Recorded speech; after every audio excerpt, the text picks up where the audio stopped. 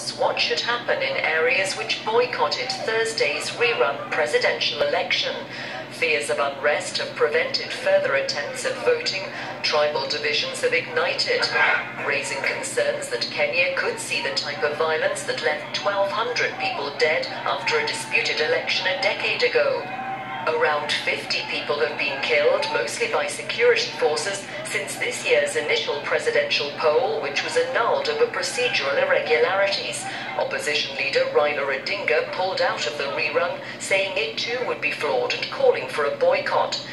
Millions stayed away, paving the way, no doubt, for a crushing victory by incumbent President Uhuru Kenyatta and fears of increasing turmoil.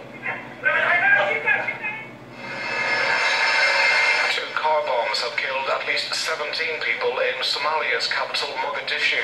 Islamist insurgent group Al-Shabaab said it carried out the attacks. Police said a suicide car bomb was rammed into a hotel near the presidential palace before armed militants stormed the building.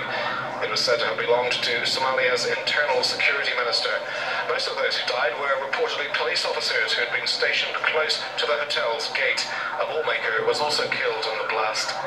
Fighting continued to rage inside the hotel, and police said the death toll was likely to rise. A few minutes later, a second explosion close to the former Parliament House. Al-Shabaab is fighting to topple Somalia's Western-backed government. It wants to rule according to its strict interpretation of Islam's Sharia law. The group said it had targeted ministers and security personnel in Saturday's attacks.